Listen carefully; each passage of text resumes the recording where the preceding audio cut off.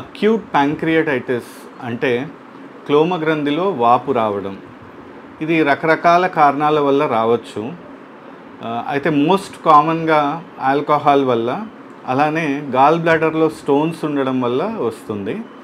కొందరిలో రక్తంలో ట్రైగ్లిజరైడ్స్ ఎక్కువ ఉన్న, కాల్షియం ఎక్కువ ఉన్న, అలానే కొన్ని రకాల వైరస్ ఇన్ఫెక్షన్స్ వల్ల, కొన్ని రకాల మందుల వల్ల కూడా ప్యాంక్రియాటైటిస్ రావచ్చు. చాలా సందర్భాల్లో ఇది మందులతో తగ్గించవచ్చు.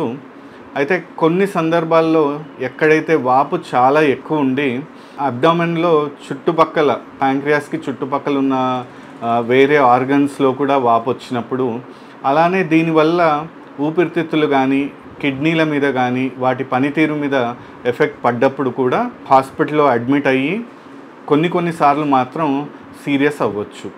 ఈ అక్యూట్ ప్యాంక్రియాటైటిస్, క్లోమ గ్రంథిలో వాపు వచ్చిందని మనం తెలుసుకోవడం ఎలా?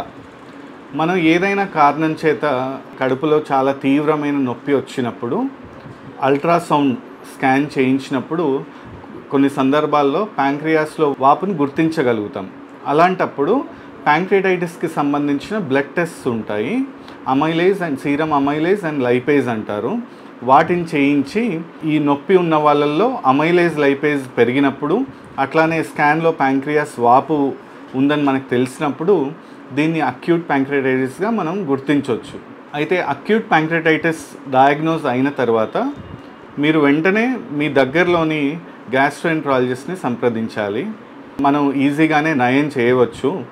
ప్యాంక్రియాస్లో వాపుకు సంబంధించి కొన్ని రకాల ఇంజెక్షన్స్ ఉంటాయి.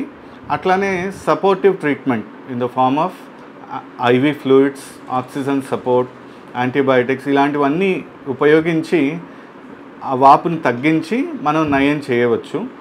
ఎక్కడైతే వాపు చాలా తీవ్రంగా ఉంటుందో, అట్లానే దాని యొక్క ఎఫెక్ట్ ఊపిరితిత్తుల మీద, కిడ్నీ మీద పడుతుందో అలాంటి వాళ్ళకు మాత్రం చాలా రోజులు ఐసీయూలో ఉండాల్సిన అవసరం కూడా రావచ్చు.